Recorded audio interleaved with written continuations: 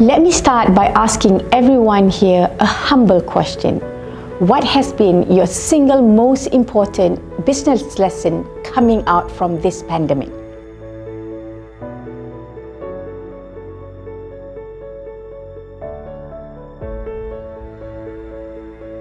For me, the key takeout has been a reaffirmation of my belief. Take care of your people and business will take care of itself. Never before this statement made so much business sense, underscoring the aspect that talent will continue to be the number one priority for every organization.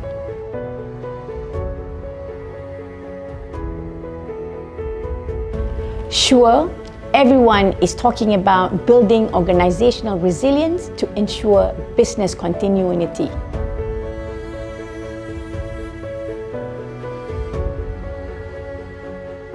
But what a lot of us are not focusing on is the harsh truth. We can't build resilience without infusing empathy.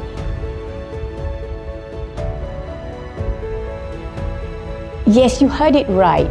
We are now operating in the era of empathetic companies people would want to work at.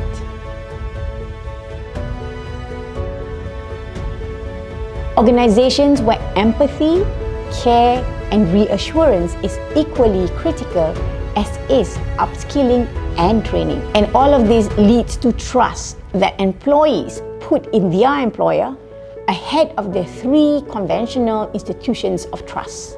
Having said that, I firmly believe that buck stops at the leadership team and not just HR function. Time has come when every CEO will need to play the role of culture sharper, or if you may, the Chief Empathy Officer. And no two ways about it, this will need to be a top-down approach, something we've seen work at Edelman Malaysia in our very small, humble way, even before the pandemic scare kicked in.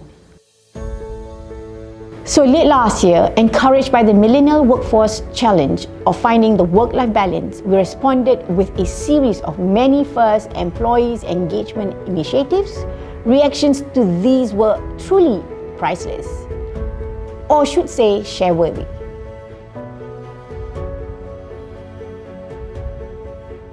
Bringing about the realization that it is these small, thoughtful gestures that actually make a big difference. Something that started reflecting on our quarterly Peakon employee surveys, where everyone felt empowered and heard. Talking about empowerment, another of our initiatives to connect our talents with their respective passion points help expand their worldview on subjects that conventional training formats would have not helped. Ironically enough, the COVID pandemic presented us with yet another opportunity to take our pledge of making each and every employee feel cared for like our very own family. A bond that continued to grow stronger even during challenging times of working from home, where we took upon ourselves to provide daily dose of encouragement to teams to try out new things, pick up new skills, and stay relevant to the clients we serve. Simple yet thoughtful acts of checking regularly on those living alone away from families, especially during festivities. And more importantly, making time to let your head down at the end of the day to bond and let loose virtually, even pulling your respective family members in.